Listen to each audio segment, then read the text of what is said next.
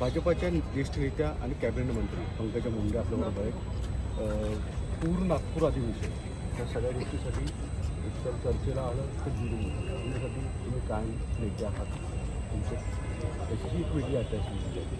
आता प्रतिमा सुधारण्यासाठी काय करायला हवं? बीडची मी पालकमंत्री म्हणून काम केलेलं आहे. बीडची मी नेता आहे. बीड म्हणजे बीडची मी भूमी पुत्र आहे. माझी कर्मभूमी आहे, जन्मभूमी आहे.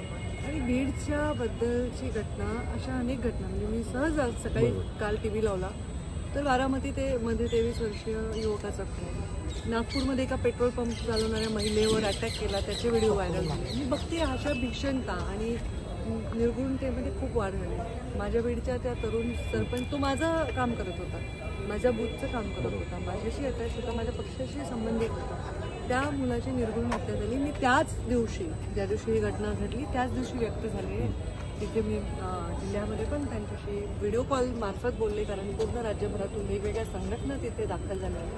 तर त्यांनीच मला विनंती केली की ताई, आम्हाला माहिती आहे तुमची आमच्याविषयी भावना, आमच्याविषयी प्रेम, तर तुम्ही या सगळ्या परिस्थितीत कोणी उगीच त्याच्यात काहीतरी फाऊल प्ले करेल, तुम्ही आता आम्हाला नाही भेटला तरी चालेल.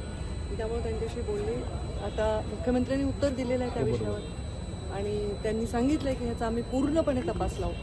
आता माझी अपेक्षा आहे की ते पूर्ण न्याय तपास लावतील आणि ह्याच्यामध्ये आता काही लोक अटक झाले, काही अटक व्हायचे, तर त्यांना कडक शासन नक्कीच होणार आहे. सगळ्यात कडक शासन होणार. या सगळ्या गोष्टींमध्ये शरद पवारांसारखे नेते असतील किंवा विरोधक सुद्धा बीडमध्ये जात आहेत आणि या संपूर्ण गोष्टीला कुठेतरी जातीवादाचा रंग दिला जातो. मला असं वाटत नाही असं कुठला रंग दिला गेला आहे, कारण त्यांच्या परिवाराने नाही दिला, आम्ही नाही दिला, कोणी नाही दिला. कारण गुन्हेगाराचा आणि विक्टीमचा जात असते असं मला वाटत नाही.